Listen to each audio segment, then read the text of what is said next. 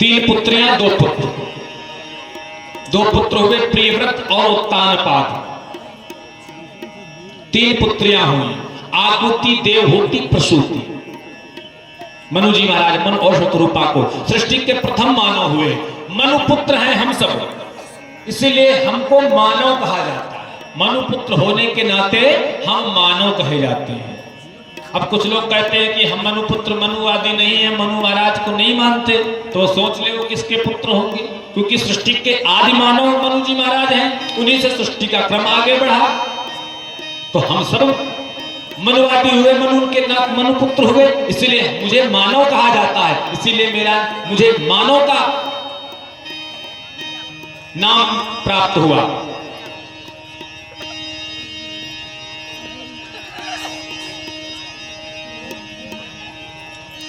भागवत में मनु जी महाराज की तीन पुत्रियों की कथा पहले कही गई, पुत्रों की कथा बाद में कही गई। तीन पुत्रियां कौन हैं? आकुति, देवहूति, प्रसूति। आकुति का विवाह रुचि प्रजापति के साथ हुआ। रुचि प्रजापति के साथ आकुति का विवाह हुआ। उनके पुत्र उत्पन्न हुआ यज्ञ नारायण।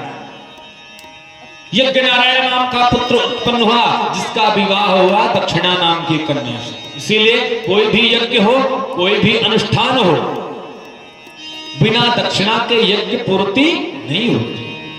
क्योंकि जब पत्नी नहीं है तो काहे का यज्ञ पूर्ति, जब तक पति और पत्नी नहीं सम्मिलित होंगे। इसलिए कोई भी यज्ञ करें हम, छोटी या बड़ी, अवश्य है, आवश्यक है कि आचार्य को दक्षिणा दें। अगर दक्षिणा आपने नहीं दिया तो निश्चित बात है आपका यज्ञ, आप करोड़ों रुपया भी खर्चा कर दीजिए, वह सब व्यर्थ हो जाएगा और आप घाटे में चले जाएंगे, नुकसान में हो जाएंगे, पाप के भागीदार भी बन जाएंगे। प्रेम से बोलो जय श्री कृष्ण। इसीलिए दक्षिणा जरूर देना। आप कल से सब लोग एक ले आना नोट। ब्राह्मण को जरूर दक्षिणा देनी चाहिए। अच्छा, ब्राह्मण वास्तव में अगर ब्राह्मण को हमने दक्षिणा न दिया तो ब्राह्मण वास्तव, अच्छा लड़ तो सकता नहीं, लड़ नहीं सकता ब्राह्मण। लड़ना भिड़ना कहां जानते हैं महाराज? हाँ, लड़ाना जानते हैं। आपने नहीं दिया तो लड़ा देंगे आपको, अब ऐसा लड़ाएंगे कि जीवन भर उबर ही नहीं पाओगे महाराज। प्रेम से बोलो जय श्री कृष्ण।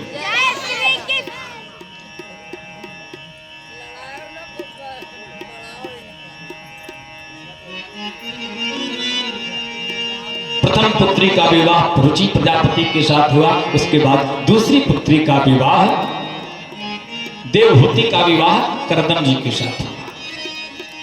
करदम ऋषि कौन है? ये वही ब्रह्मा जी के मानस पुत्रों में एक है। एक बार करदम ऋषि अपनी कुटी में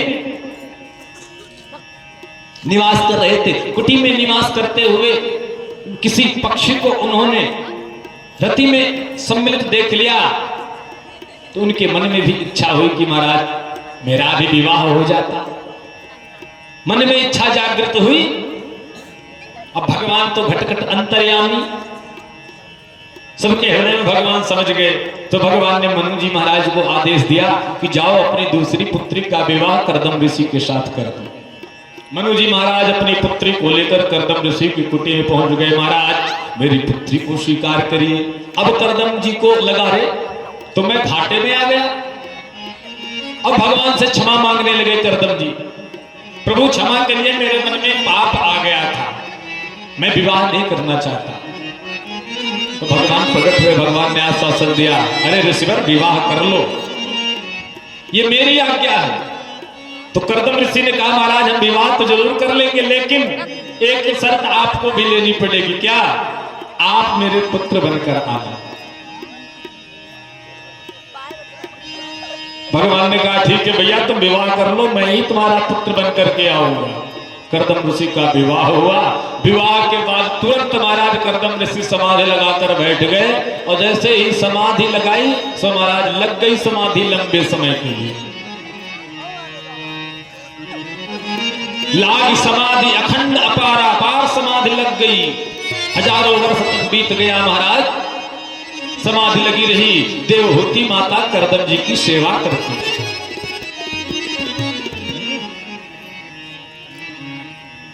देवहूति माता करदम जी की सेवा करती। करते करते महाराज बुढ़े हो गए। देवहूति माता के बाल पक गए, शरीर में झुर्रियां पड़ गई। माता देवहूति अपने पति की सेवा करती। जो आश्रम में उनके पशु पक्षी रहते थे उनकी सेवा करती। करदम ऋषि की समाधि टूटी। उन्होंने देखा, अरे देवी तुम कौन हो? माता देवहूति ने कहा, अरे महाराज आपने हमें नहीं पहचाना, मैं आपकी पत्नी हूं देवहूति। अरे मेरा विवाह भी हुआ। तो महाराज देवहूति माता ने अपनी पूर्ण बात बताई। अब करदम जी को याद आया, ओ तो तुम अपने मायके नहीं गई? माता देवहूति ने कहा, प्रभु ये एक पत्नी का धर्म नहीं है। अगर पति उसका पूजन कर रहा है तो पत्नी का धर्म है कि उसकी पूजा में उसका सहयोग करे। आपकी समाधि लगी थी इसलिए मैं आपकी सेवा कर रही थी महाराज। करदम ऋषि ने कहा, कोई बात नहीं, चलो अब से अपने वैवाहिक जीवन को प्रारंभ करते हैं। सो महाराज जल लिया हाथ में, संकल्प किया, और जैसे ही संकल्प किया सो महाराज करदम ऋषि 18 वर्ष के और माता देवहूति 16 वर्ष के रूप में परिणत हो गए। जाकर के सरोवर में स्नान किया और संकल्प मात्र से सुंदर नगर राज्य बनकर तैयार हो गया। और कैसा राज्य? जो सरोवर के बीचों बीच हो, विमान जैसा हो, जहां चाहे मानसिक रूप से चलने वाला, मन से ही चल रहा है, उसी में निवास कर रहे करदम ऋषि। निवास करते विहार करते करते महाराज हजारों वर्ष बीत गए। करदम ऋषि वैवाहिक जीवन का सुख ले रहे। कालांतर आने पर करदम ऋषि को 9 कन्याएं प्राप्त हुई। 9 कन्याएं जन्मी करदम जी को। अनसुईया इत्यादि इन्हीं यही कन्याएं हैं करदम ऋषि की, माता देवहूति की पुत्रियों। 9 कन्याएं हुई। अब करदम ऋषि को याद आया, अरे मैंने तो कहा था कि एक पुत्र होने के बाद मैं संन्यास ले लूंगा, लेकिन यहां तो 9 पुत्रियां हो गई, अभी भी नंबर नहीं आया। सो महाराज जाने लगे तो माता देवहूति ने चरण पकड़ लिया, महाराज एक पुत्र तो हो जाता, क्योंकि इन पुत्रियों का क्या आश्रय रहेगा? पुत्रियां अपने अपने घर चली जाएंगी, मेरे बुढ़ापे की लाठी तो होगी। करदम ऋषि ने कहा, ठीक। अब करदम जी को याद आया कि भगवान ने वचन दिया था कि मैं पुत्र बनकर आऊंगा। सो भगवान का स्मरण किया, प्रभु अब आपकी आवश्यकता है, आप पधारिए। सो महाराज अब की बार करदम ऋषि को जब देवहूति माता को गर्भ हुआ तो इस बार भगवान स्वयं साक्षात नारायण के रूप में, कपिल के रूप में भगवान माता देवहूति के गर्भ में आए। और समय आने पर माता देवहूति ने कपिल जी महाराज को जन्म दिया। बोल कपिल जी महाराज की। भगवान के 24 अवतारों में कपिल जी का भी नाम आता है। ये भी साक्षात भगवान के अवतार है।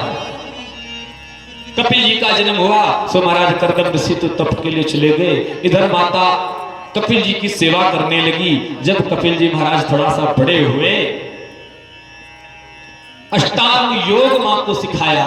माता ने अपने पुत्र को, क्योंकि देवहूति तो जानती थी कि मेरा पुत्र कोई साधारण नहीं, साक्षात नारायण है। माता देवहूति ने अपने पुत्र को स्नान कराया, श्रृंगार कराया। श्रृंगार कराकर एक आसन पे बैठाया और कहा, पुत्र अब मुझे ज्ञान की बातें बताइए। सो महाराज कपिल जी ने अनेकानेक ज्ञान की बातें बताई, जिससे भागवत में जिसको कपिलोपाख्यान के नाम से प्रसिद्ध है, अष्टांग योग के नाम से प्रसिद्ध है।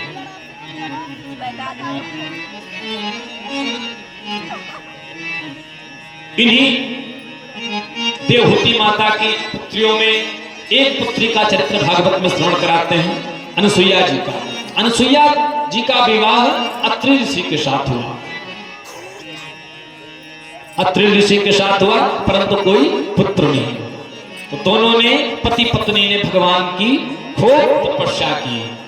गोविंद मेरो है, गोपाल मेरो है, गोविंद मेरो है, गोपाल मेरो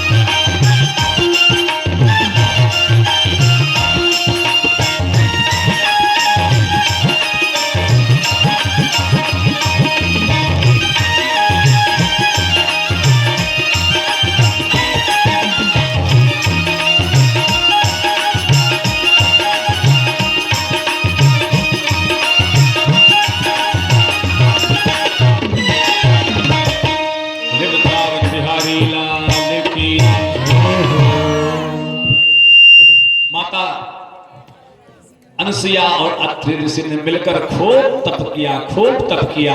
तप के प्रभाव से 3 देवता एक साथ प्रकट हो गए, ब्रह्मा विष्णु महेश तीनों सामने आ गए। वरम ब्रूयात्, वरदान मांगो। तो अत्रि ऋषि ने कहा महाराज हमने तो एक को बुलाया था, आप 3 आ गए, ब्याज सहित आए हो क्या? प्रेम से बोलो जय श्री कृष्ण। आवाज नहीं है, ऐसे नहीं माना जाएगा। देखो एक बच्ची ने अकेले जोर लगा दिया। अगर इसका सहयोग सब लोग करेंगे तो आप मान लीजिए कुरुंडी दमा गांव में कोई सो नहीं सकता। इस समय 8 बज गया, कुछ लोग लेट गए होंगे। इसलिए बड़ा तप किया। तप के प्रभाव से ब्रह्मा विष्णु महेश प्रकट हुए। तो तीनों ने कहा देखो हम देखने में भले ही अलग हैं लेकिन हैं हम एक ही। जैसे एक पुरुष घर में होता है लेकिन 3-3, 4-4 रूप में होता है। एक माँ होती है स्त्री घर में लेकिन कई रूपों में होती है। किसी की माँ है, किसी की पत्नी है, किसी की बहू है, किसी की बेटी है। उसी प्रकार भगवान ने कहा हम हैं तो एक ही परंतु 3 रूप में है, तुम मांगो। तो दोनों ने कहा महाराज मुझे पुत्र की आवश्यकता है, एक पुत्र की इच्छा है। तो तीनों ने अपना अपना आशीर्वाद प्रदान किया। तो ब्रह्मा जी के अंश से चंद्रमा की उत्पत्ति हुई। चंद्रदेव अनसुईया माता के पुत्र हैं। भगवान विष्णु के अंश से भगवान दत्तात्रेय का प्रादुर्भाव हुआ। बोल दत्तात्रेय भगवान की जय हो। और भगवान शिव के अंश से महर्षि दुर्वासा का प्रादुर्भाव हुआ। दुर्वासा जी बड़े क्रोधी संत हैं महाराज, बहुत क्रोध करते हैं। जरा सी बात में क्रोध कर दिया।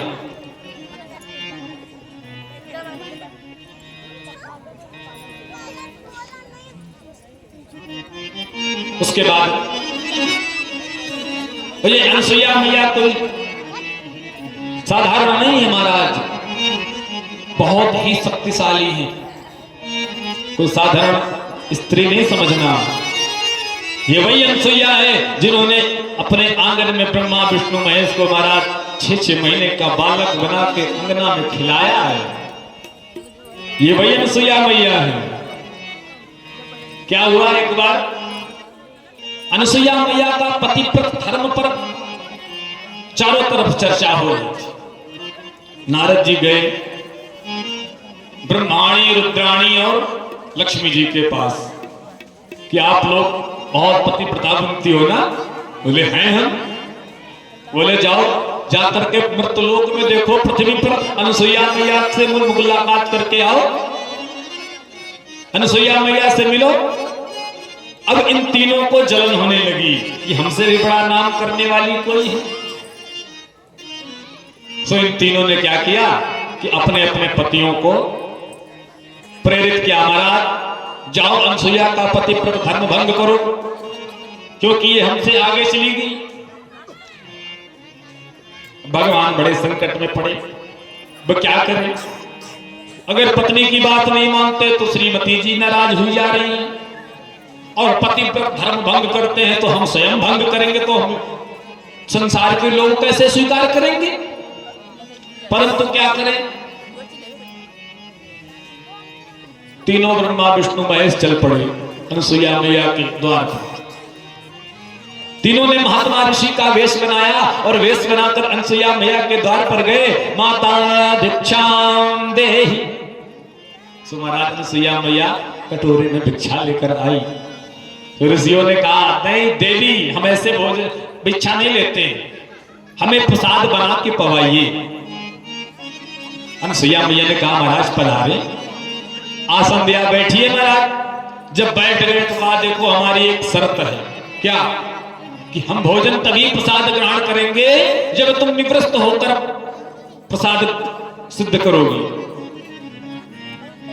अब तो अनसुईया मैया संकट में पड़ गई। अगर हम इनकी बात नहीं मानते तो एक संत मेरे द्वार से बिना भिक्षा के चला जाएगा, और यदि इनकी बात मान ले तो मेरा पतिव्रत धर्म समाप्त हो जाएगा। अब क्या करें? परंतु नारियों की शक्ति है महाराज। अनसुईया मैया ने हाथ में जल लिया और जल लेकर अभिमंत्रित करके जो मारा सो तीनों के तीनों छोटे छोटे बालक के रूप में आ गए। अनसुईया मैया ने निवृत्त होकर प्रसाद बनाया और प्रसाद तीनों को पवाया। अब तो छोटे हो गए, अपने मन से बड़े भी नहीं हो सकते, सो महाराज 3 पलना मंगा के अनसुईया मैया ने डाल दिया एक पलने में। अब झूलो ब्रह्मा विष्णु महेश, प्रेम से बोलो जय श्री कृष्ण। ये कोई साधारण नहीं है महाराज, ये भारत की स्त्रियां हैं। स्वामी विवेकानंद जी अमेरिका में संत सम्मेलन में गए। अमेरिका की किसी स्त्री ने कहा देखो हमने चंद्रमा तक की खोज कर लिया, क्या क्या नहीं कर लिया, और भारत की स्त्रियां सिर्फ उपले पाथना जानती हैं, घूंघट में रहना जानती हैं, बाकी उनके आगे कुछ नहीं है। विवेकानंद जी महाराज श्रवण कर रहे थे, अब अपने देश की कोई बुराई करेगा महाराज तो अपनी बात है, बुरा लगेगा प्रदेश में। तो महाराज विवेकानंद जी ने कहा ठीक है आने दो, मेरा भी नंबर। जब विवेकानंद जी का नंबर आया तो उन्होंने ललकारते हुए कहा अरे अमेरिका की नारियों सुनो, तुम चंद्रमा तक की खोज कराई हो ये बात अपनी जगह है, मेरे भारत की नारियों से कभी तुलना नहीं करना, क्योंकि मेरे भारत की नारियां उपले पाथना भी जानती हैं, घूंघट में रहना भी जानती हैं, और वक्त पड़ने पर अपने पति को यमलोक से भी वापस लाना जानती हैं। महाराज ये है हमारे भारत की माताएं, ये है हमारे भारत की शक्ति। इसलिए सोचना नहीं कभी 6-6 महीने का बालक बना के महाराज लिटा दिया। माता अनसुईया जी ने डार दियो पालना, अरे झूल रहे 3 देव बन करके लालना।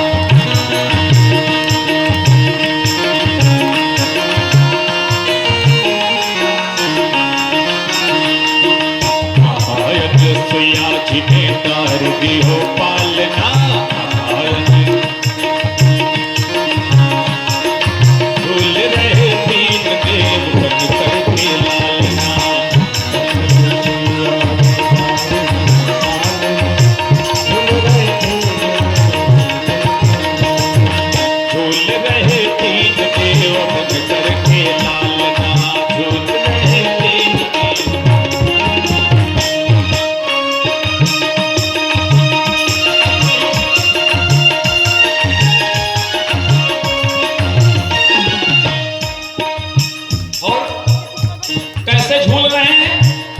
जैसे छोटे छोटे बालक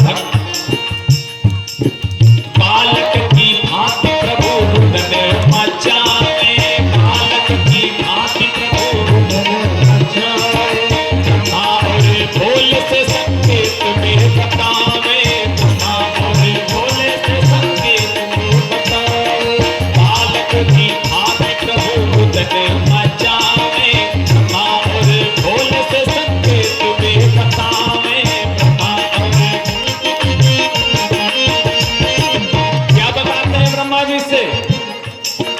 कहते हैं लेने आए भेद यहाँ, लेने आए भेद यहाँ गली नहीं डालना, लेने आए भेद यहाँ गली नहीं डालना, झूल रहे 3 देव बन करके लालना।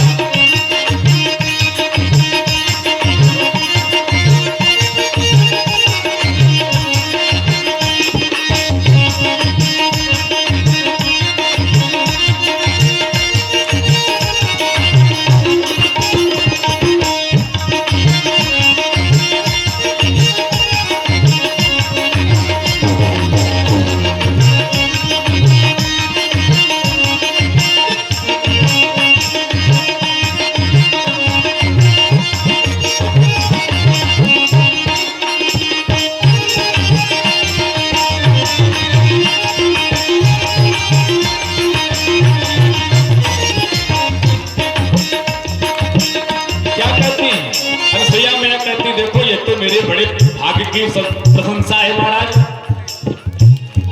अनसुईया मैया कहती हैं मेरे घर आए मुझे देने बड़ाई, मेरे घर आए मुझे, मेरे घर आए मुझे दे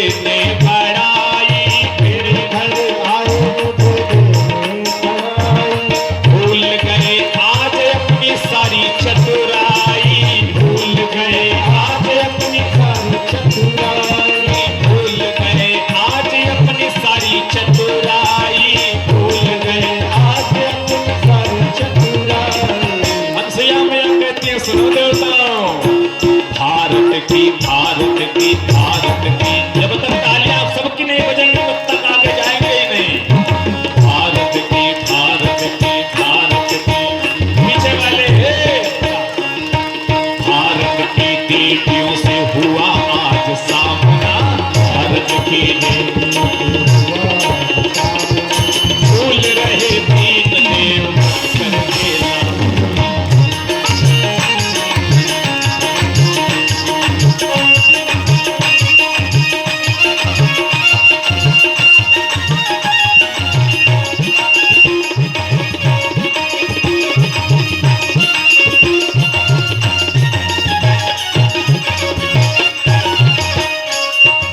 क्या कहती है अनसुईया? ये साधारण नहीं है, तीनों बालक कौन है? अनसुईया मैया कहती, देखो इनका परिचय बताते हैं। कोई गरुड़ पाल, कोई सृष्टि के रचैया, कोई गरुड़ पाल, कोई सृष्टि के रचैया। कोई तो गरुड़ पर बैठकर घूमने वाले हैं और कोई सृष्टि की रचना करने वाले हैं ब्रह्मा जी, गरुड़ पर बैठकर घूमते हैं भगवान विष्णु। क्या कहते हैं?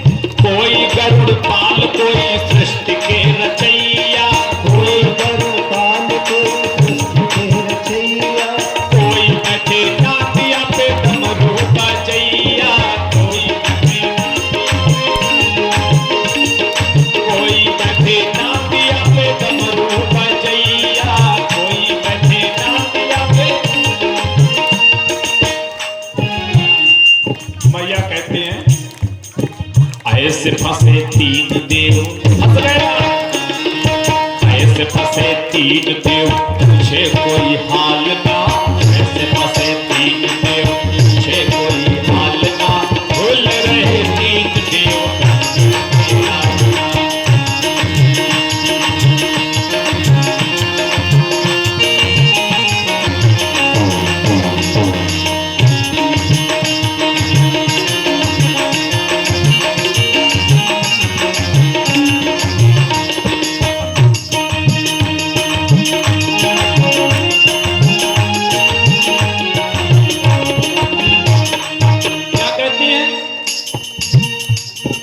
तीनों पत्नियों को पता चला तो क्या करते हैं? अब खोज में निकली, नारद जी मिले। महाराज मेरे तीनों पति कहाँ चले गए हम लोगों के? तो नारद जी ने कहा जहां भेजा था वहीं जाओ। अब अनसुईया जी के द्वार पर आ गई। तीन देवी दुखी होके कुटिया पधारी, तीन देवी दुखी होके कुटिया पधारी, तीन देवी दुखी होके कुटिया पधारी। और अनसुईया मैया के सामने हाथ जोड़कर कहती है, मैया माता हमें पति दे दो बिनती हमारी। माता हमें पति दे दो बिनती हमारी। माता हमें। अनसुईया मैया बहुत प्रसन्न है। अनसुईया मैया कहती देखो अभी तक तो तीन पुत्र थे मेरे घर में, तीन पुत्र तीन वधू, तीन पुत्र और तीन बहुएं, क्या परम सौभाग्य है हमारा। तीन पुत्र तीन वधू, तीन पुत्र तीन वधू, तीन पुत्र तीन वधू आए मेरे आंगना। तीन पुत्र तीन वधू आए मेरे आंगना। भूल रहे तीन देव।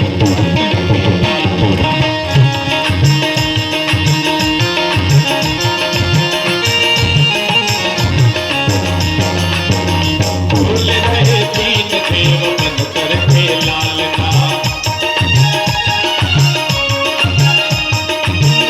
अनसुईया जी ने डाल दी हो पालना। अनसुईया जी ने डाल दी हो पालना। भूल रहे तीन देव बन करके लालना। भूल रहे तीन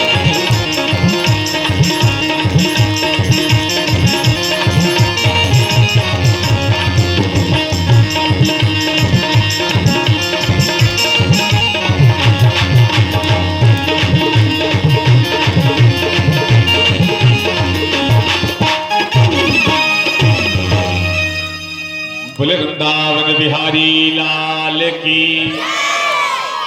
अनसुईया मैया ने कहा भैया अब इससे बड़ा सौभाग्य हमारा क्या हो सकता है, बिना खर्चे के 3 बहुएं आ गई घर में। प्रेम से बोलो जय श्री कृष्ण। अब बड़े बुजुर्ग लोग बैठे हैं, एक बहू लाने में कितना खर्चा लगता है महाराज। जिसके घर में 3-3 पुत्र 3-3 बहुएं फ्री में आ जाए, अपने आप चल के आ जाए, उसके सौभाग्य की क्या सराहना करेंगे। ये वही अनसुईया मैया है, माता देवहूति की पुत्री। उसके बाद मनु महाराज की तीसरी पुत्री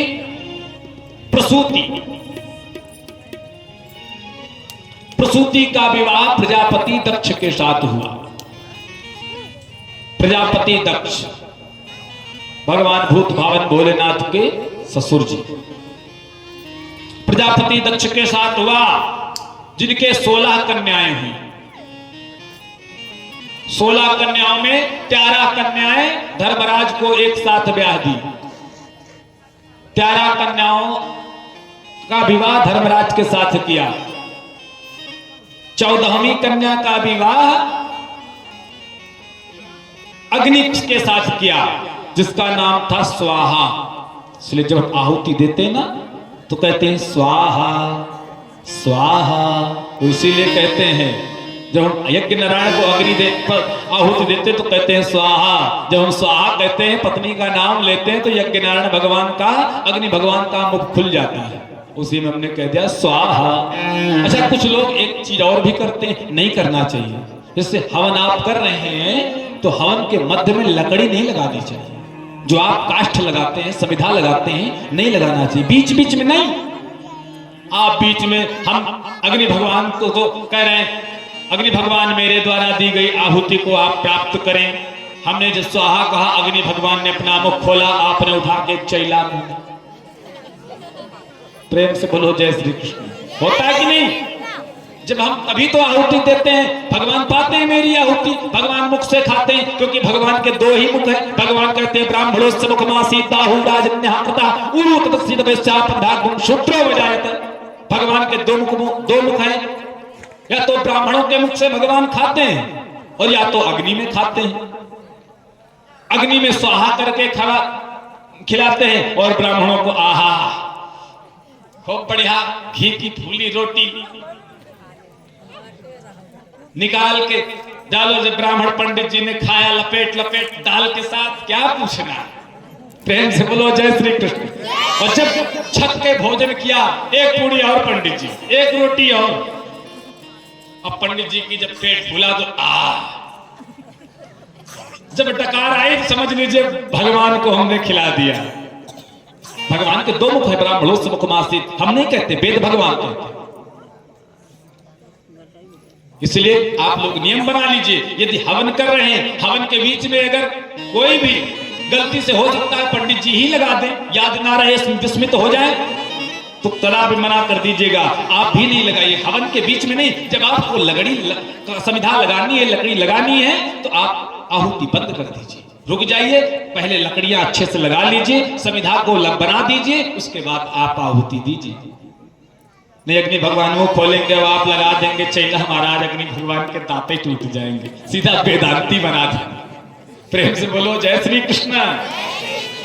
इसलिए वेदांती नहीं बनाना, उनको शास्त्री ही रहने देना है।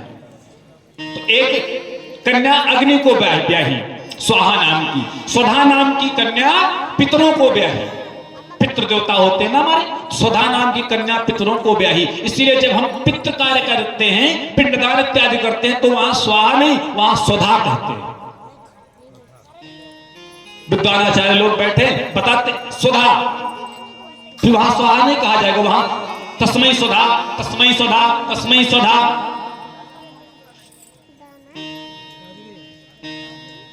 उसके बाद 16वीं कन्या का विवाह, जिनका नाम है महारानी सती। सती का विवाह भूत भावन भोलेनाथ के साथ किया। आइए भगवान भूत भावन भोलेनाथ के चरित्र में प्रवेश करने से पूर्व बाबा का कुछ गुणगान गा लेते हैं, क्योंकि कोई भी कथा हो महाराज, कोई भी यज्ञ हो, अनुष्ठान हो, जब तक शिव जी का गुणगान नहीं करेंगे तब तक कथा संपन्नता की ओर नहीं जाती है। और यही दूसरी चीज और है कि शिव जी ही हैं जो समस्त कथाओं के वक्ता हैं, मेन वक्ता शिव जी। सभी कथाएं शिव जी ही श्रवण कराएं माता पार्वती जी को। कथा जो सकल लोक हितकारी सोई पूछन जहां शैल कुमारी, जो समस्त लोगों का कल्याण करने वाली कथा है महाराज, वही आपसे पार्वती जी जानना चाहती है। माता पार्वती जी कथा श्रवण करती है। सभी लोग आइए भोलेनाथ को प्रणाम करें भजन के माध्यम से, एक स्तुति करते हुए कि बाबा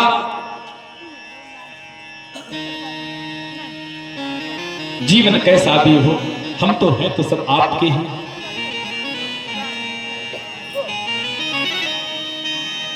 इसलिए हे मेरे नाथ मुझ पर सदैव अपनी दया दृष्टि बनाए रखना, क्योंकि ये संसार तो महाकाल की ही सत्ता है। इस कलिकाल में शिव जी की पूजा सर्वोपरि महाकाल के रूप में की जाती है। बोले महाकाल भगवान की। सभी लोग प्रार्थना करें कि बाबा ये आधार तेरा है, संसार तेरा है। सभी लोग भाव के साथ हाथ उठा करके बाबा को कि बाबा यह जो संसार है ना यह सब आपका है।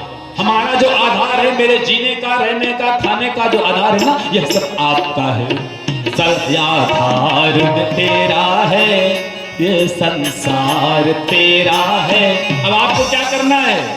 लो संभालो भोला जी ये परिवार तेरा है। लो संभालो भोला जी ये परिवार तेरा है।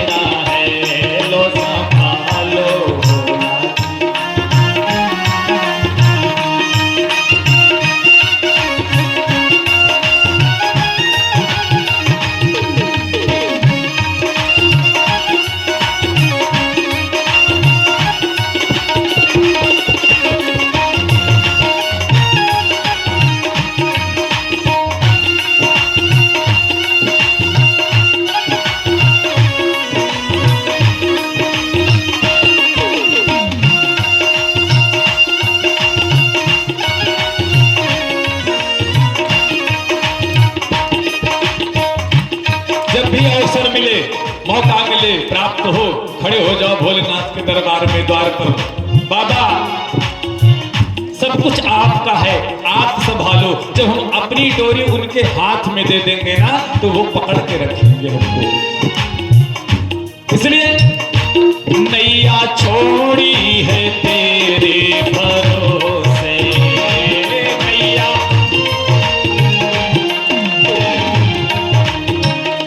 नैया छोड़ी है तेरे भरोसे, नैया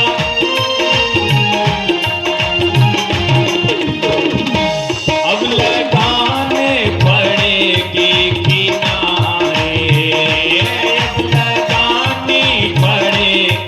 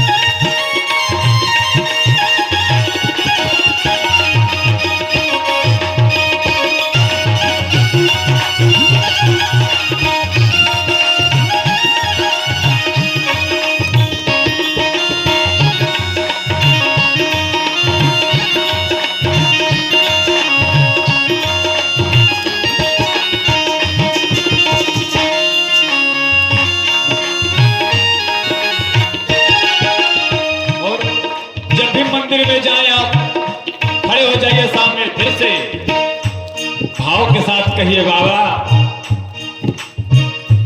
हम गरीबों का तू है सहारा, हम गरीबों का तू है सहारा,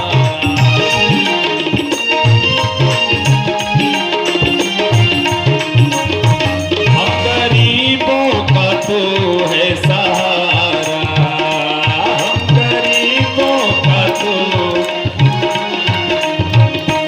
हर मुसीबत में तूने उबारा, हर मुसीबत में तूने।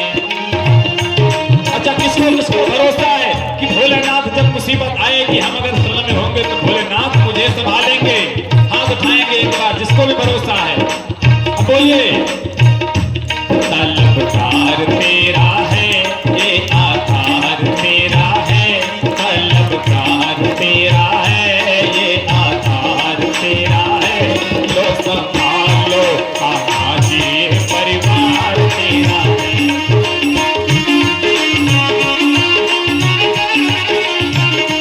लो संभालो बाबा जी ये परिवार तेरा है,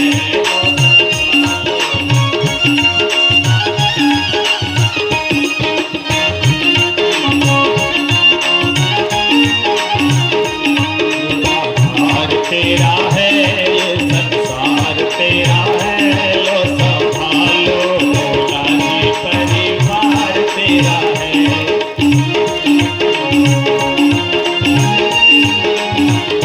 लो संभालो भोला जी परिवार तेरा है।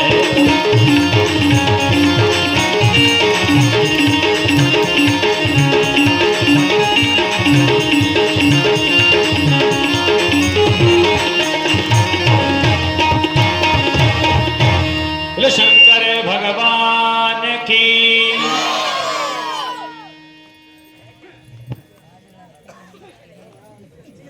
महाराज मनु की तीसरी, महाराज प्रजापति दक्ष की सबसे छोटी पुत्री सती का विवाह भूत भावन भोलेनाथ के साथ हुआ। विवाह परांत बड़े ही श्रद्धा और भक्ति के साथ भगवान भोलेनाथ सती जी के साथ रहने लगे, निवास करने लगे। एक दिन की बात, भगवान कुंभज ऋषि के यहां से कथा श्रवण करके आ रहे थे। एक बार रामचरितमानस में कथा है, एक बार त्रेता जुग माहि शंभु गए कुंभज ऋषि पाहि, संग सती जग जननी भवानी, पूजे ऋषि अखिलेश्वर जानी, राम कथा मुनिवर जब खानी। राम कथा मुनिवर ने कही कुंभज ऋषि ने, और सुनी महेश परम सुख मारी। अच्छा, गए तो थे वहां दो लोग, देखिए गोस्वामी जी की शब्द शैली पर गए थे। जब जा रहे थे तो क्या संबोधन किया, संग सती जग जननी भवानी। संग में कौन है? सती है, ये जगत की अधिष्ठात्री देवी है, हमारी माँ है, भवानी है।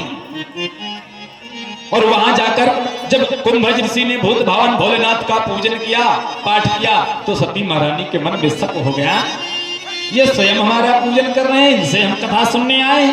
और जहां शक हुआ वही मन में खेद आ गया, वही मन में शक हो गया। तो जब कथा सुन चुके, तो कथा सुनने के बाद रामचरितमानस में गोस्वामी जी क्या लिखते हैं कि सुनी महेश परम सुख मानी। ये नहीं लिखा कि सती जी भी तो थी, जब गई थी तब तो संग सती लगाया, लेकिन सुनने के बाद ये नहीं लगाया कि पार्वती सती जी ने भी कथा श्रवण की। नहीं, क्योंकि कथा तो सिर्फ शिव जी ने श्रवण किया था। सुनी महेश परम सुख मानी, परम सुख मान कर भगवान ने श्रवण किया। और इसे पूछी हर भगत सुहाई, कही शंभु अधिकारी पाई, कहत सुनत रघुपति गुण गाथा। कुछ दिन तक भोलेनाथ वहां पर रहे, उसके बाद जाने लगी। वापस जाने लगे तो रास्ते में भगवान के उस स्वरूप का दर्शन हुआ जब भगवान सीता जी का हरण हो चुका था। भगवान राम और लक्ष्मण सीता जी को खोज रहे थे। हे खगमग हे मधुकर श्रेणी, हे खगमग हे मधुकर श्रेणी।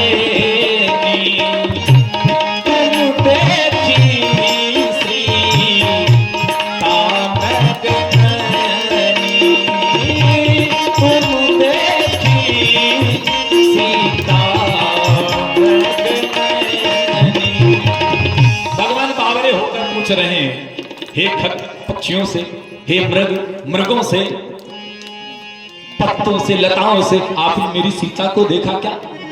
इस प्रकार भगवान लीला कर रहे थे। और जब उसी रास्ते से भोलेनाथ आ रहे थे तो भोलेनाथ और राम जी का जब आपस में दर्शन हुआ तो भोलेनाथ ने उन दोनों राजकुमारों को, राम लक्ष्मण को, जय सच्चिदानंद जग पावन, जय सच्चिदानंद जग पावन, हंस कही चले मनोजन सावन, हंस कही चले, जय सच्चिदानंद जग पावन, हंस कही चले मनोजन सावन, जय सच्चिदानंद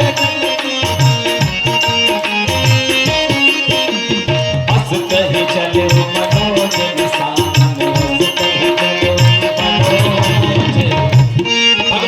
भगवान शिव ने, हे सच्चिदानंद प्रभु आपको प्रणाम है, आपकी जय हो। सती जी को लगा किसको प्रणाम कर रहे हैं? जिसकी पत्नी स्वयं खो गई है, ढूंढ नहीं पा रहे हैं, इनको ये सच्चिदानंद कह के प्रणाम कर रहे हैं। महाराज कैसी बात है, ये भगवान है। सती जी ने पूछा महाराज कौन है? बोले राम लक्ष्मण है, भगवान नारायण के अवतार हैं, दशरथ जी के पुत्र हैं, और इनको प्रणाम करो। सती जी ने कहा ऐसे कैसे हम प्रणाम करेंगे जब तक हम जानेंगे नहीं।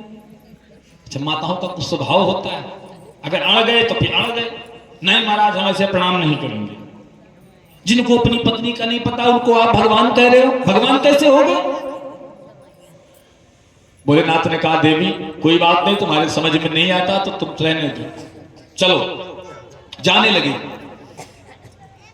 अब बीच में कथा कह रहे हैं भोलेनाथ, सती जी को फिर भी भरोसा नहीं हो रहा, तो भोलेनाथ ने कहा जो तुम्हारे मन अति संदेह हो तो किन जाई परीक्षा ले।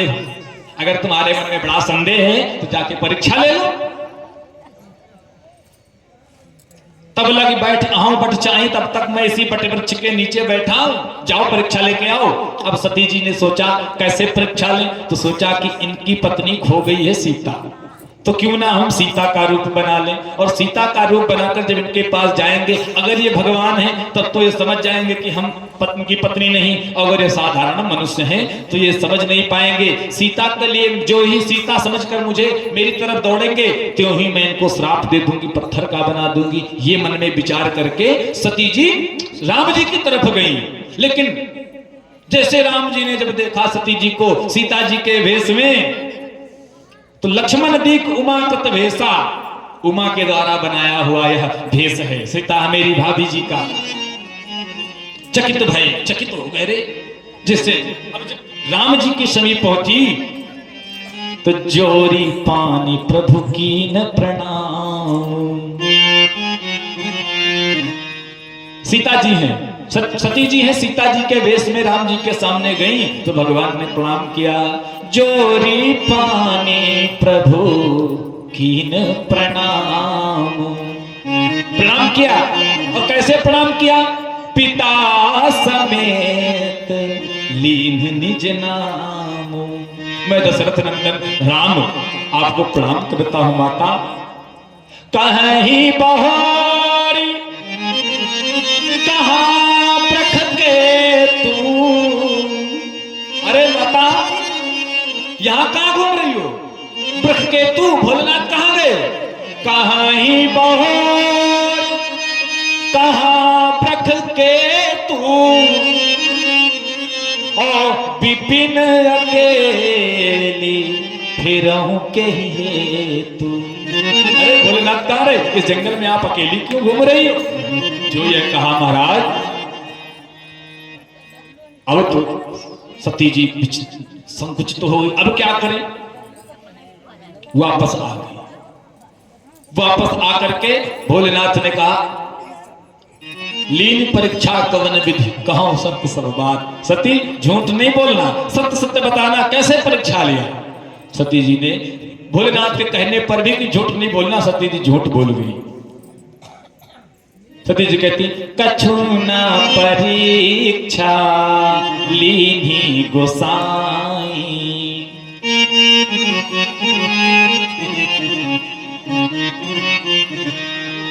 और कीनी प्रणाम तुम्हारी नाई। मैंने कोई परीक्षा नहीं ली, मैं तो आपके जैसे ही मैं प्रणाम करके आ गई। लेकिन भगवान भोलेनाथ तो कुछ छुप सकता है महाराज? कुछ नहीं। भोलेनाथ ने जब देखा, ओहो, तुरंत मन में संकल्प ले लिया कि जो मेरी पत्नी थी उसने एक बार मेरी मां का रूप धारण कर लिया है, क्योंकि भोलेनाथ सीता जी को अपनी मां मानते हैं और राम जी पार्वती जी को अपनी मां मानते हैं। तो भोलेनाथ ने मन में संकल्प ले लिया कि जो रूप एक बार मेरी पत्नी का रूप, मेरी मां का रूप बन गया, अब इस शरीर में दोबारा मेरा इस पत्नी संबंध नहीं होगा, मैं मां के समीप ही देखूंगा। ऐसा मन में प्रण ले लिया। सती जी दुखी हुई, कैलाश पर्वत पर आई। शिव जी तो बैठे महाराज, बैठकर समाधि लगाया, समाधि लगाकर चले गए। 87,000 वर्ष लगी समाधि संग अविनाशी, बीते संवत सहत 87,000 वर्ष बीत गए। भोलेनाथ की समाधि टूटी।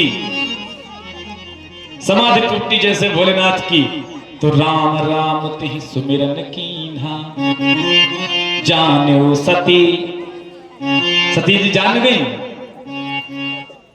कि भोलेनाथ जग गए। जाकर प्रणाम किया। प्रणाम किया तो अभी तक भोलेनाथ बाएं भाग में आसन देते थे। अब सन्मुख शंकर आसन दीना, आइए देवी बैठिए, सामने बैठा लिया। सती जी तो समझ गई। और सती जी भगवान से प्रार्थना करती हैं कि इस योनि में, इस शरीर में तो मेरी शिव से मैत्री हो नहीं सकती, इसलिए हे भगवान, हे नारायण, मेरे इस शरीर को ही समाप्त कर दो। भगवान की, सती जी की प्रार्थना शिव भगवान ने श्रवण किया।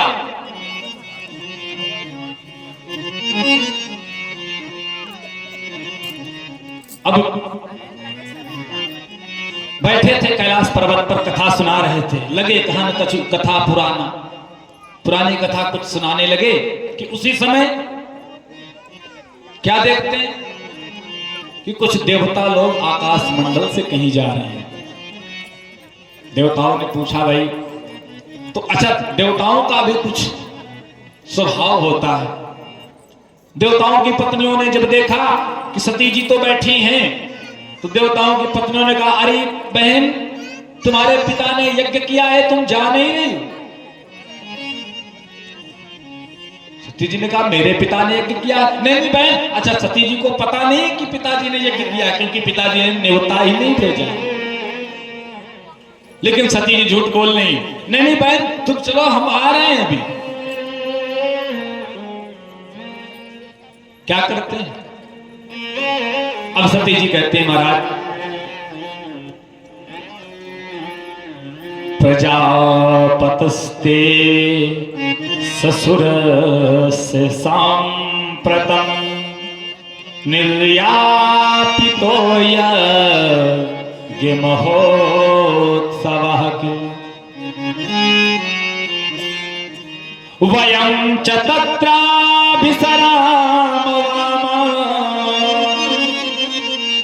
ते अत्यर्थितामि विबुधा व्रजन्ते।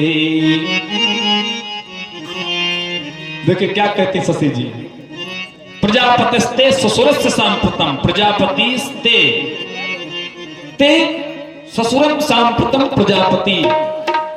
क्या कहती हैं सती जी? हे महाराज, ये नहीं कहती मेरे पिताजी ने यज्ञ किया है। प्रजापतिस्ते, ते मतलब तुम्हारे, ससुर से मतलब ससुर, प्रजापति का मतलब प्रजापति, आपके ससुर प्रजापति ने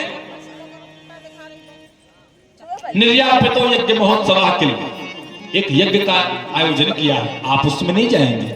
भोलेनाथ ने कहा, देवी जाएं तो जरूर, परंतु निमंत्रण नहीं आया। सती जी ने कहा, हो सकता है निमंत्रण आया हो, आप कैलाश पर्वत पर रहते हो, सबको सुलभ नहीं मिले ही ना हो, न्योता लाने वाला नौवा ही गायब हो गया हो, ढूंढ ही न पाया हो आपको।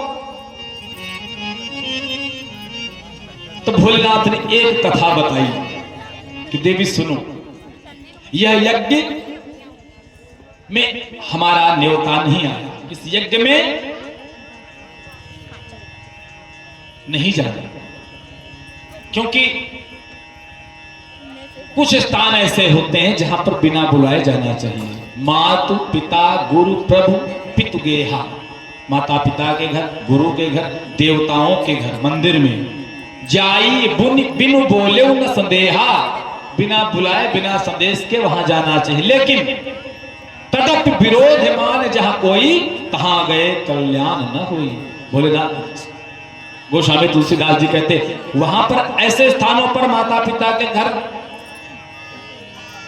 गुरु के घर, अपने गुरुद्वारा में, किसी मंदिर में, किसी भागवत कथा में, यज्ञ में बिना बुलाए भी पहुंचना चाहिए। लेकिन अगर वहां कोई आपका विरोधी बैठा है, तदप विरोध मान जहां कोई, तो तहां गए कल्याण न होई। भोलेनाथ कहते हैं देवी वहां जाने से कल्याण नहीं होगा। परंतु सती जी नहीं मानी, नहीं महाराज मुझे तो जाना है। तो भोलेनाथ ने कहा सुनो, एक कथा सुनाते हैं तुमको। जब तुम्हारे पिताजी प्रजापति दक्ष, प्रजापति की एक पदवी है, नाम उनका है दक्ष। प्रजापति का मतलब प्रधानमंत्री। आज के जमाने में जो प्रधानमंत्री हैं, उस समय देवताओं के प्रजापति हुआ करते थे। ब्रह्मा जी ने देखा कि मेरा पुत्र बड़ा ही योग्य है दक्ष, तो उनको प्रजापति प्रधानमंत्री का पद सौंप दिया। तुम बैठो सिंहासन पर राज्य करो। प्रजापति का पद पाते ही महाराज एक सम्मान समारोह होता है ना। अभी तो गांव में प्रधान भी बन जाए महाराज तो खूब सम्मान समारोह चलता है। अभी प्रजापति बने, ये भी प्रधान ही लड़े। मैं कह तो रहे कि हाँ खूब होते हैं सम्मान। प्रेम से बोलो जय श्री कृष्ण।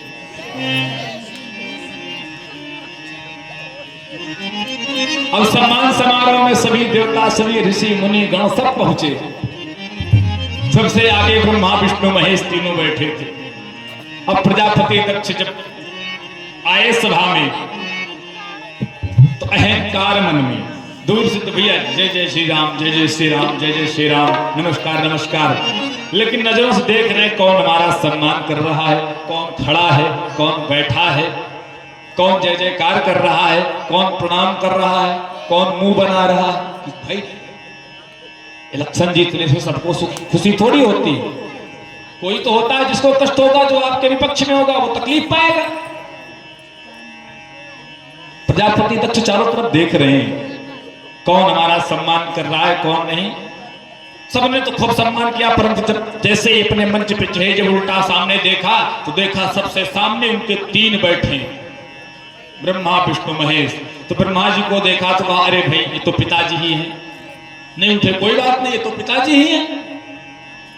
विष्णु जी को देखा, अरे ये तो नारायण है, सर्वोपरि है, इनकी भी कोई बात नहीं। ये क्यों नहीं उठा हमारा दामाद शिव। अब भोलेनाथ ने देखा, जब सब उठ रहे तो भोलेनाथ ने देखा ब्रह्मा जी नहीं उठे, विष्णु जी नहीं उठे, तो भोलेनाथ तो सरल स्वभाव कहा पे हम ही काहे उठे, हमरो गांठ में दर्द है। प्रेम से बोलो जय श्री कृष्ण। इधर से आवाजें नहीं आई, बतिया रहे हैं। प्रेम से बोलो राधे राधे। अब प्रजापति ने देखा तो प्रजापति अब भाषण देना प्रारंभ करते हैं।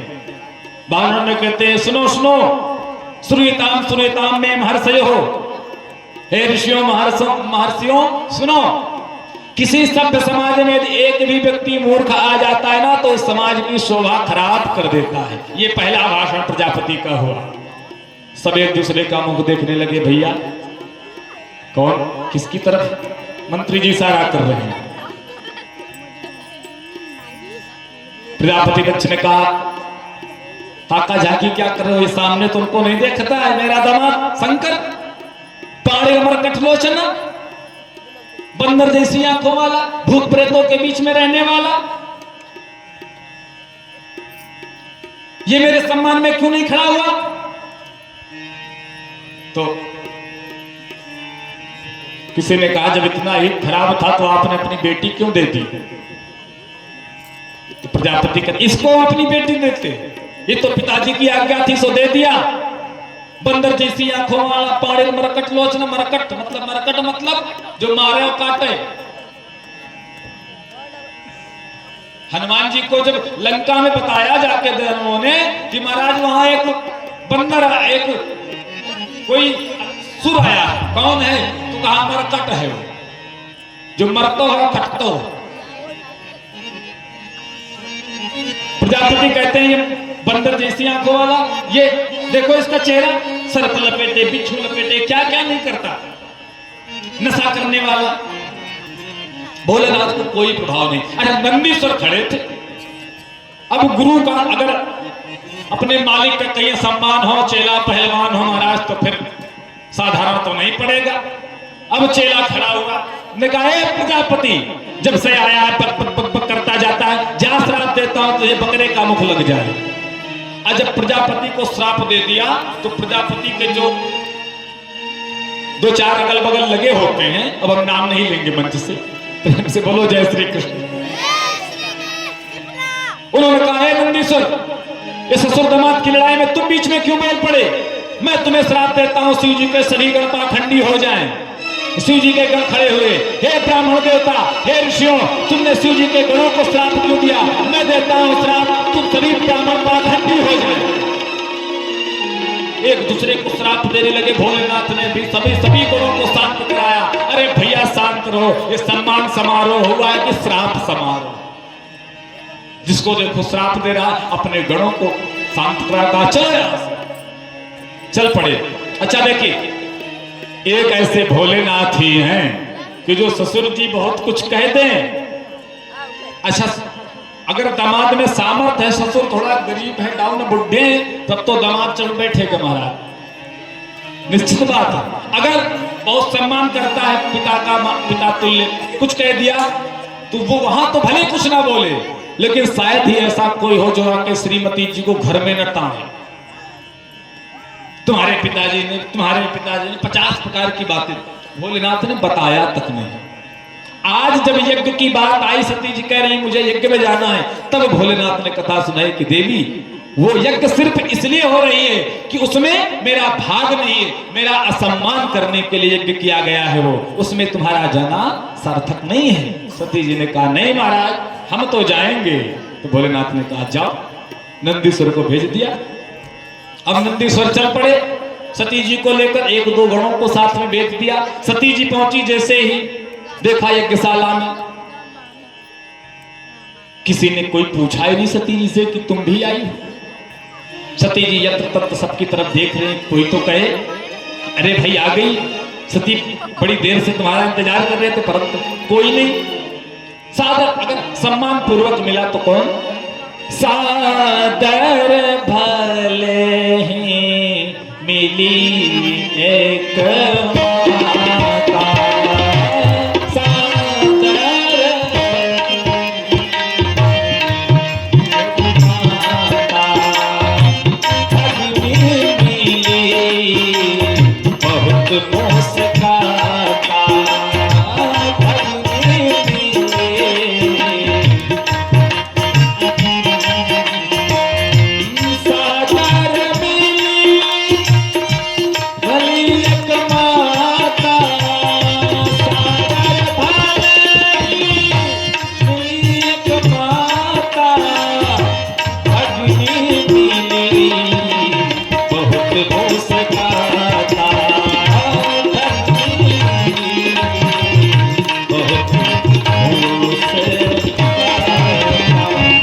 भगनी से मिली तो सिर्फ माँ, बहनें जो मिली। अच्छा देखिए, मजाक उड़ाने का भी एक तरीका होता है। जब व्यक्ति समझ जाता है कि इस व्यक्ति को बिना बुलाए है, तो लोग उससे पूछते खूब हैं, अरे बहन तुम आ गई? अच्छा क्या तुम आ गई? मैंने जैसे सुना कि पिताजी ने तुम्हें नहीं बुलाया भाई, तो मुझे तो बड़ा बुरा लगा। अब बहनें जो थी, भगनी मिली बहुत मुस्काता, बोली मारती हुई बहन से मिली सती जी से। सती जी ने किसी को कुछ नहीं कहा, यज्ञशाला में जाकर देखा, रुद्र भागम तमवेक्ष चाधरम पित्रा च देवे कृतहेलनम विभो अनादृताय सदस्य शरीर चुको पलोका निवध क्षतिरुषा। रुद्र भागम तव चाधरम, रुद्र जी का भाग नहीं देखा, शिव जी का स्थान नहीं देखा। सभी देवताओं के आसन लगे, सबके पत्तल लगे, थालियां लगी, परंतु शिव जी का कहीं स्थान नहीं देखा। अभी तक अपना सम्मान तो सती जी बर्दाश्त कर रही थी, लेकिन शिव जी का सम्मान असम्मान नहीं बर्दाश्त कर पाई। अब सती जी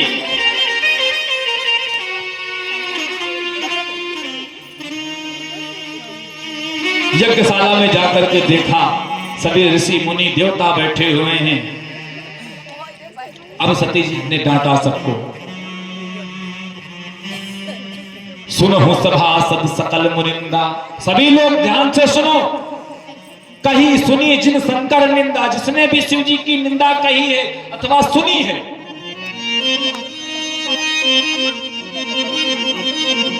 उसको उसका दंड तुरंत प्राप्त होगा। और कहते हैं कि यदि कहीं पर अपने गुरुजन का, अपने देश का, अपने पिता का, अपने माता का अगर कहीं सम्मान हो रहा हो, अपने सदग्रंथों का अगर कहीं असम्मान हो रहा हो, तो महाराज अगर तुम्हारे बस में है तो काटिए तासु जीभ जो बसाई। गोस्वामी जी कहते हैं अगर तुम्हारे बस में तो उसकी जीभ काट दो, और अगर बस में नहीं है तो श्रवण मोदी न चलिए पराई। अगर बस में नहीं है तो कानों में उंगली डालो और वहां से निकल जाओ। सती जी ने कहा मेरे बस में होता तो मैं सबको दंड देती, लेकिन मेरे बस में नहीं है, इसलिए मैं आज इसी यज्ञ में अपने शरीर को समाप्त कर देती हूं। और ऐसा कहते हुए सबको डांटते हुए सती जी ने अपना शरीर उसी यज्ञ कुंड में समर्पित कर दिया। बोल सती महारानी की जय हो। सती जी क्षण भर में राख के रूप में परिणित हो गई। अब जो शिव जी के साथ गण आए थे, नंदीश्वर इत्यादि, उन्होंने उत्पात मचाना प्रारंभ कर दिया, यज्ञ विध्वंस करने लगे। सो महाराज यज्ञाचार्य थे भृगु जी महाराज, भृगु जी ने मंत्र से जल को अभिमंत्रित किया और फेंक दिया। जहां तक जल गया वहां तक भाई यज्ञशाला पूरा बंधित हो गया। आचार्यों में वह सामर्थ्य होता है महाराज। यहां जब प्रथम दिन पूजा हुई तो पीला सरसों लेकर के पूर्वे रक्षतुवाराः अग्नेयां गरुणध्वजा दक्षिणे पद्मनाभस्तु नैऋत्यां मधुसूदनः उत्तरे पश्चिमे पात गोविंद वायव्यां तु जनार्दनः उत्तरे श्रीपति रक्षित ऐसन्यां तु महेश्वरः। दसों दिशाओं में ऊर्ध्वं गोवर्धनो रक्षक देवबंधस्तथैव च। ऊपर दसों दिशाओं को आचार्य लोग बांध देते हैं, किसी प्रकार का कोई विघ्न नहीं आता। भृगु जी महाराज ने जल लिया, मंत्र करके फेंका, यज्ञशाला बंध गया। अब शिव जी के गण जो थे भग लिए सब, शिव जी के पास जाकर पहुंचे, बताया महाराज मां ने अपना शरीर त्याग दिया। शिव जी ने एक बार निकाल करके पटका, तुरंत वीरभद्र के रूप में भगवान प्रकट हो गए। वीरभद्र महान क्रोध में लहराते हुए बाल, हाथों में शस्त्र लिए हुए खड़े हुए, महाराज तुरंत शिव जी ने आदेश दिया जाओ और यज्ञ समाप्त कर दो, उस कक्ष का सर धड़ से अलग कर दो। दौड़ते हुए वीरभद्र गया और जाकर के उस यज्ञशाला को विध्वंस किया। प्रजापति दक्ष का सर काट कर उसी यज्ञ कुंड में डाल दिया। सभी जो ऋषि मुनि जो बैठे थे शिव जी का भाग ले रहे थे, शिव जी के बिना यज्ञ संपन्न कर रहे थे, उन सबको यथोचित दंड दिया वीरभद्र ने। सभी देवता त्राहिमाम करने लगे। अब क्या करें? अब जाकर सबने शिव जी की स्तुति की, शिव जी की वंदना किया। प्रभु स्वीकार करिए। भगवान आंखें बंद किए बैठे, सभी देवता ऋषि मुनि सब पहुंचे शिव जी के पास। क्योंकि अब शिव जी यज्ञ ही समाप्त हो गया, अब शिव जी को संतुष्ट करने पहुंचे, क्योंकि शिव जी क्रोध में थे। सबने जाकर शिव जी की बड़ी सुंदर स्तुति किया। कर्पूर गौरम करुणावतारम संसार सारम भुजगेन्द्रहारम सदा वसंतम हृदयारविंदे भवानी सहितम नमामि। हे कालों के काल महाकाल, आपकी जय हो। आप हम सब देवताओं के कष्ट को हरण करने वाले हैं। प्रभु आप हमें आशीर्वाद प्रदान करें। भगवान ने संतुष्ट होकर आशीर्वाद दिया। बताओ भाई देवता लोग क्यों आए हो? सबने कहा प्रभु चलकर उस यज्ञ को संपन्न कराइए। तो भोलेनाथ ने कहा भैया उस यज्ञ में जाने का तात्पर्य ही क्या है? हमें तो भाग मिलेगा नहीं वहां। सब देवताओं ने कहा महाराज आज के बाद जो भी यज्ञ होगा उस यज्ञ में जो भी शेष सामग्री बचेगी उस सब में आपका अधिकार होगा। इसलिए यज्ञ की बची हुई सामग्री को जजमान को अपने घर में नहीं रखना चाहिए, ब्राह्मणों को या किसी को दान कर दें। अगर ब्राह्मण ले जाता है तो अति उत्तम, ब्राह्मण नहीं ले जाता तो किसी को दान कर दीजिए। यज्ञ पूजन की कुछ सामग्री बची तो उसको घर नहीं लेना चाहिए घर में, वो रुद्र का भाग होता है। सबने शिव जी की स्तुति की। शिव जी गए और जाकर के शिव जी ने यज्ञ संपन्न कराया। यज्ञ संपन्न होने के बाद अब क्या करते हैं? सभी देवता जो भृगु जी महाराज, पूखा ऋषि, सभी कई ब्राह्मण देवता बैठे थे, तो सब महाराज सबको वीरभद्र ने दंडित किया। सो प्रजापति को प्रजापति के बकरे का सर लाके लगाया गया। प्रजापति अब समझ में आया प्रजापति को मैंने अपराध किया था। सो प्रजापति ने बकरे के मुख से शिव जी की खूब प्रशंसा की, खूब स्तुति गाई। जैसे बकरा वो बोलता है ना, इसीलिए तब शिव जी का, जब हम लोग शिव जी का पूजन करते हैं, बहुत लोग मंदिर जाते हैं और मंदिर में शिव जी का पूजन करने के बाद ऐसे कहते हैं।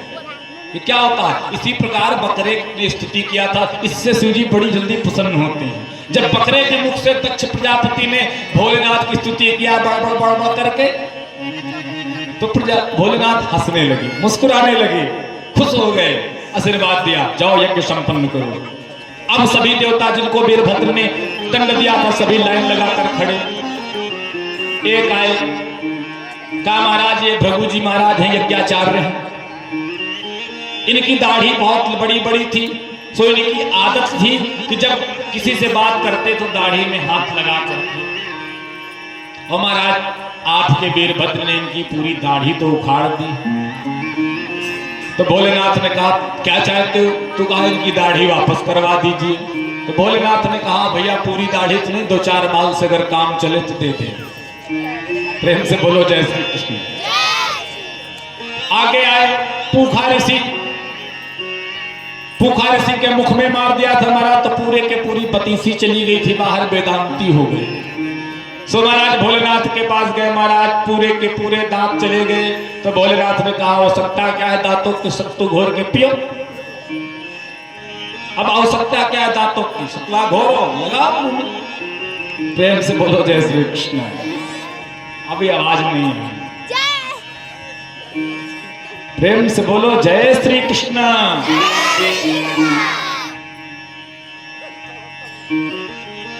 सबको भगवान ने आशीर्वाद दिया। उसके बाद यज्ञ संपन्न हुआ। इस प्रकार फिर आगे चलकर श्री सती जी का, वही सती जी मरते हुए, सती मरत हरि सन बरु मांगा, सती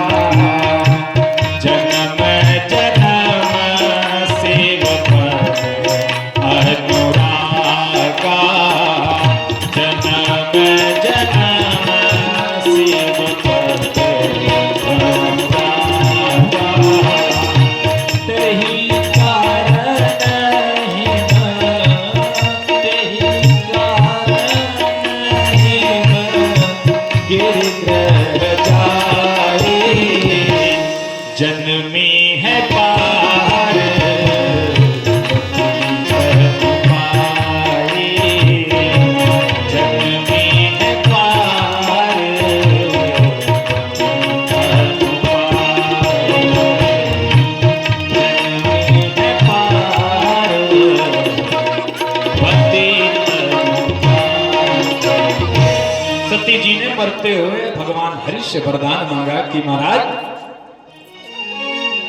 जन्म जन्म शिव पद अनुरागा, जन्म जन्मांतरों तक शिव जी के चरणों में अनुराग हो। इसी कारण से भगवान ने दूसरा जन्म हिमाचल राज्य के यहाँ हुआ माता पार्वती के रूप में। और पार्वती मैया की, और तब करके बाद में पुनः पार्वती जी ने शिव जी को प्राप्त किया। उसके बाद 3 पुत्रों का चरित्र यहां तक सुनाया। उसके बाद मनु जी महाराज के प्रथम द्वितीय से छोटे पुत्र उत्तानपाद का चरित्र पहले स्मरण कराया। प्रियव्रत बड़े हैं तो प्रियव्रत का चरित्र बाद में, उत्तानपाद का पहले। उत्तानपाद महाराज बड़े ही समझदार, बड़े ज्ञानी राजा थे। बस कुछ क्षण में निवेदन कर कर उसके बाद समय पूरा हो गया है सबका। आगे की कथाएं कल हम लोग करेंगे। ध्रुव जी का चरित्र श्रवण करेंगे कुछ क्षण में।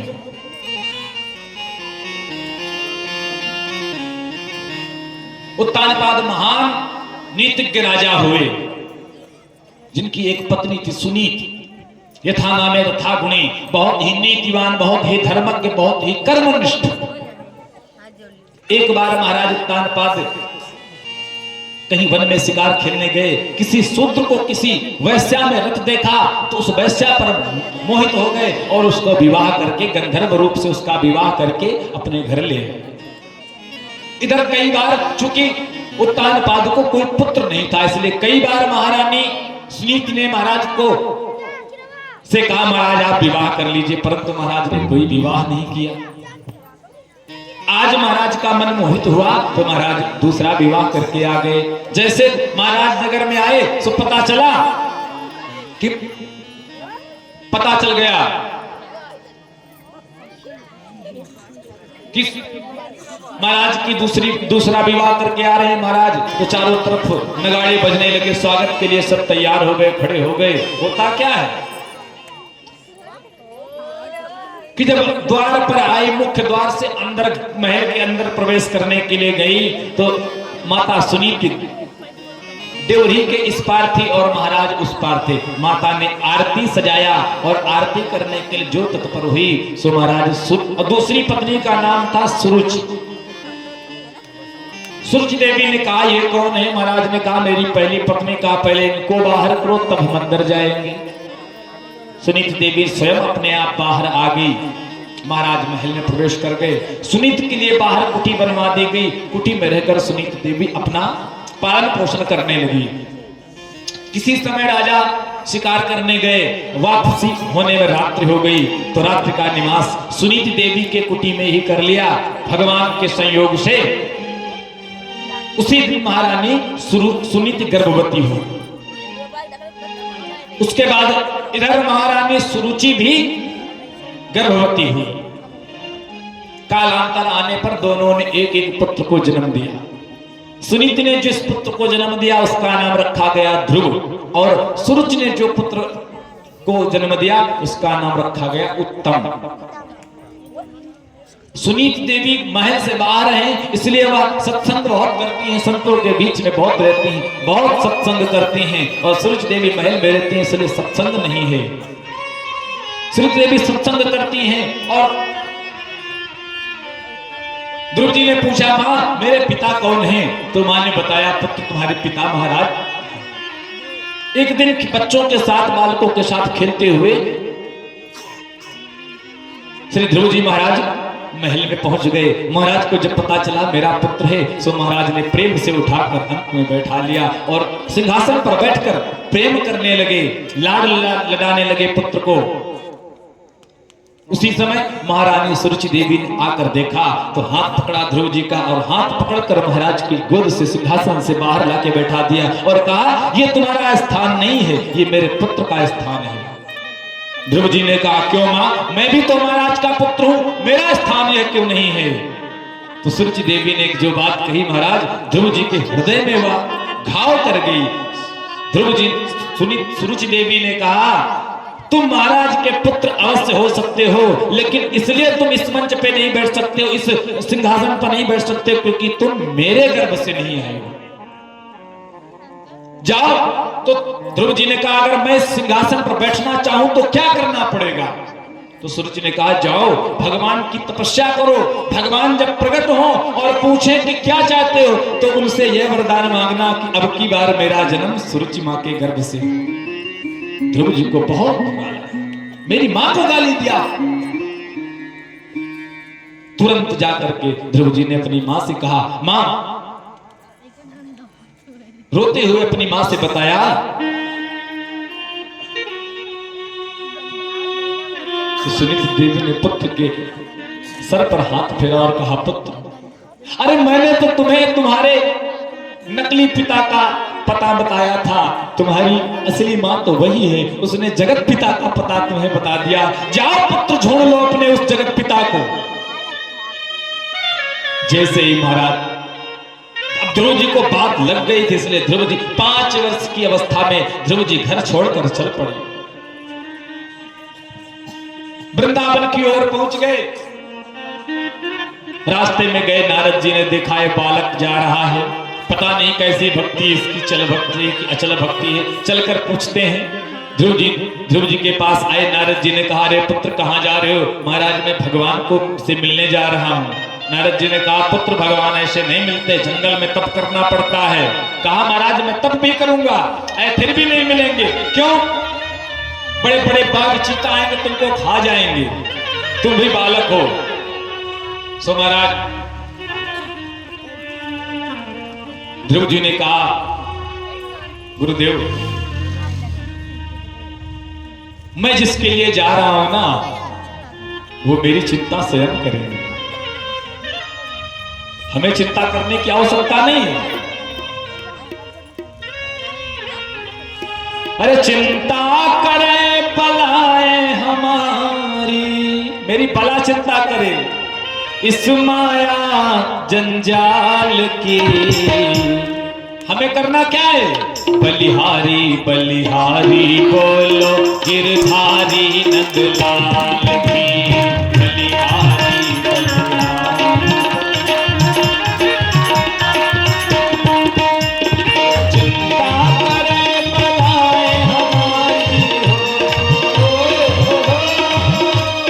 चिंता करे बलाए हमारी इस माया जंजाल की, बलिहारी बलिहारी बोलो गिरधारी नंदलाल की।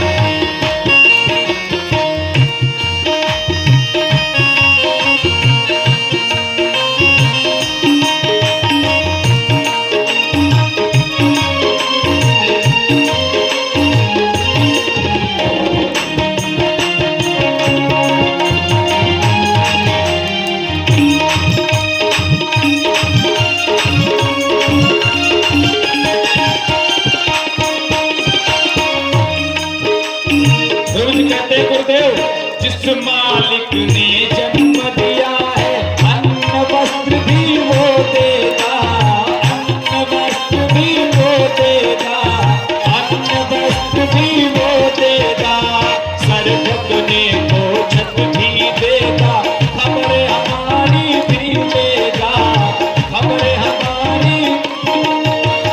मस्त रहो निर्भय हो चिंता हो, मस्त रहो निर्भय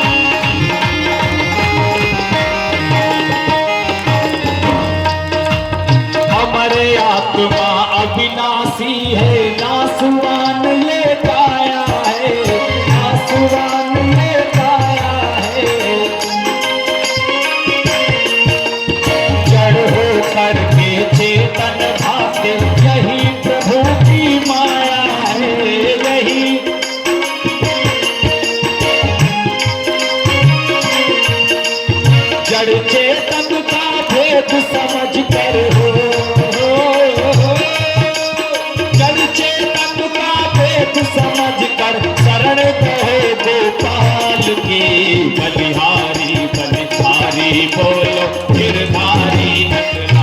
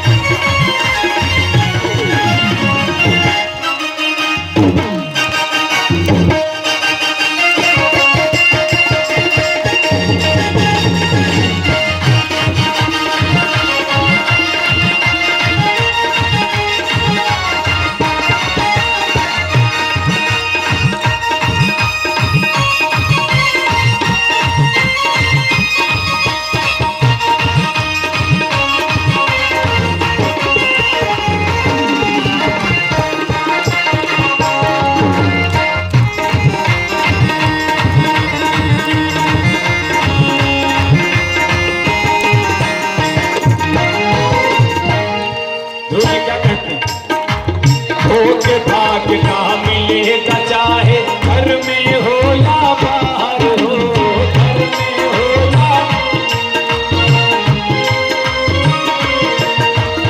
जो सुख जो दुख मेरे भाग्य में है वह मुझे मिलेगा, हम घर में रहें या बाहर रहें।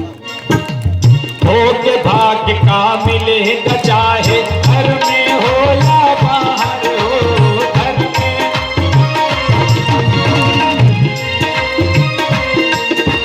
भाग्य बिना कोई भोग न पावे, चीटी हो या बाहर हो, चीटी।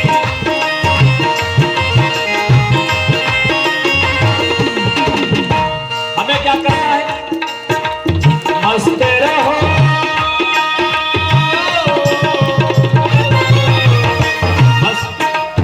मस्त रहो हर हाल में, इच्छा नहीं करो धन माल की।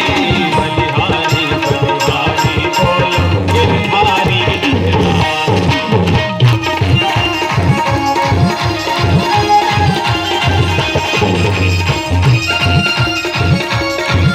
अच्छा ध्यान रखिए, कई लोग यहाँ नींद में आ गए हमको लग रहा। और सभी लोग हाथ ऊपर करें एक बार और ताली बजाते हुए जोर से। बलिहारी बलिहारी बोलो गिरधारी नटला।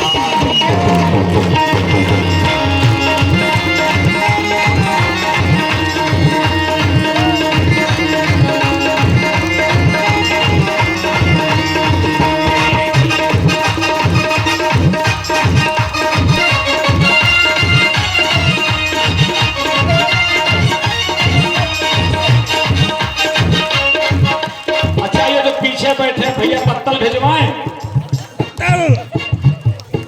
नहीं लग तो वही रहा कि पत्तल के इंतजार में बैठे। माताएं आगे हैं हमारे भारत की, इसीलिए कहते हैं भारत की देवियों से हुआ आज सामना। कई बार हाथ ऊपर सभी लोग। बलिहारी बलिहारी बोलो गिरधारी नटला।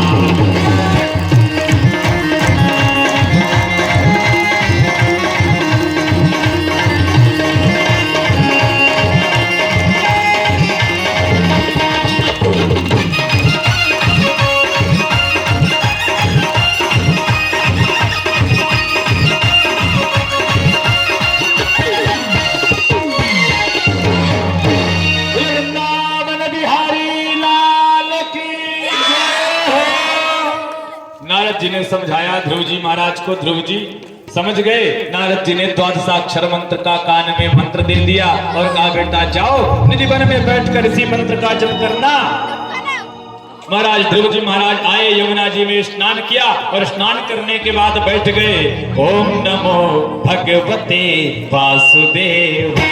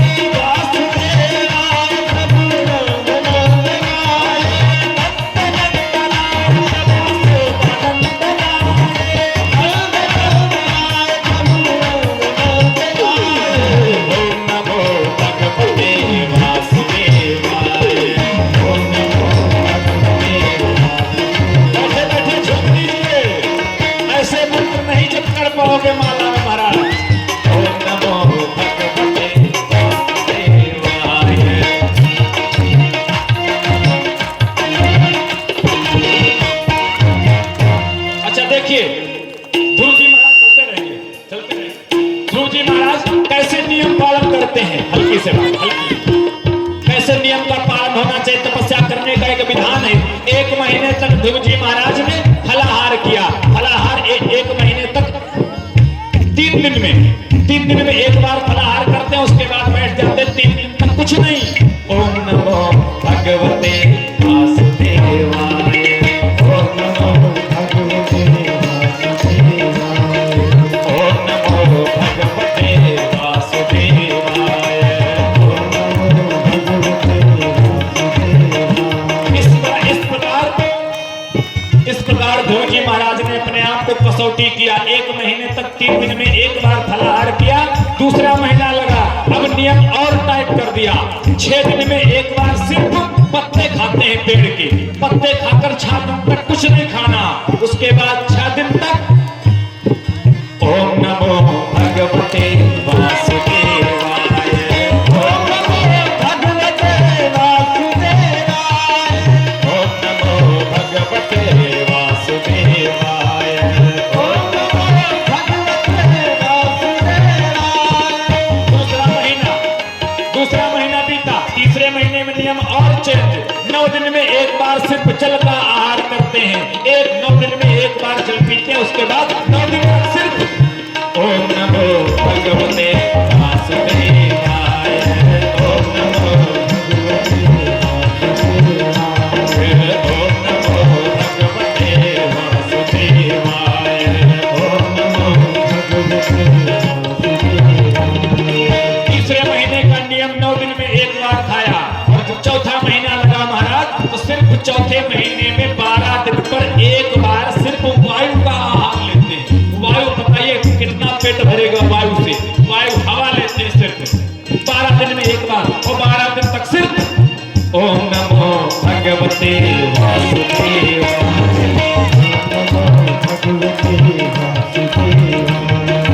ओम नमो भगवते वासुदेवाय, ओम नमो भगवते वासुदेवाय। 4 महीने तक नियम को टाइट किया महाराज। 5वां महीना जैसे लगा, ध्रुव जी महाराज ने ऐसा प्राणायाम चढ़ाया, ऐसा प्राणायाम खींचा, अपने श्वासों को रोक दिया, और ध्रुव जी के श्वास रुकते ही इस समस्त चराचर सृष्टि का प्राण अवरुद्ध हो गया। कोई भी व्यक्ति, कोई भी देवी देवता, दानव, यक्ष, नाग, किन्नर, कोई भी श्वास नहीं ले पा रहा था। सब दौड़े दौड़े ब्रह्मा जी की शरण में गए, ब्रह्म नारायण की शरण में गए। नारायण ने कहा देखो मेरा एक भक्त बैठा वृंदावन में, मेरा भजन कर रहा है, उसी के प्रभाव से सबका कंठ अवरुद्ध है, उसको देखो कितने भाव से। मैं जा रहा हूं उसका दर्शन करने। भगवान कहते मैं दर्शन देने नहीं जा रहा, मैं दर्शन करने जा रहा हूं। ध्रुव जी महाराज का, ऐसे बालक का, ऐसे भक्त का दर्शन मैं करने जा रहा हूं। भगवान दौड़े, ध्रुव जी महाराज ओम नमो भगवते वासुदेवाय, ओम नमो भगवते वासुदेवाय, ओम नमो भगवते वासुदेवाय,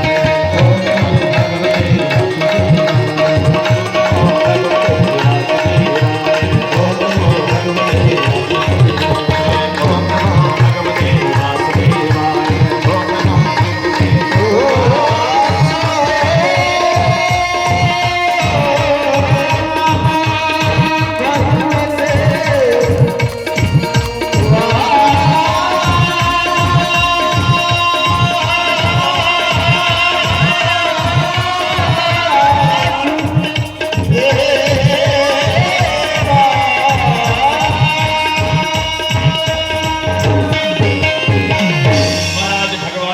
ध्रुव जी की सामने खड़े हो गए। ध्रुव जी आंखें बंद किए बैठे ध्यान लगाए, जिस छवि को हृदय में देख रहे हैं। भगवान ने सोचा कि आंखें खोले तो हमको देखें, परंतु आंखें नहीं खोला।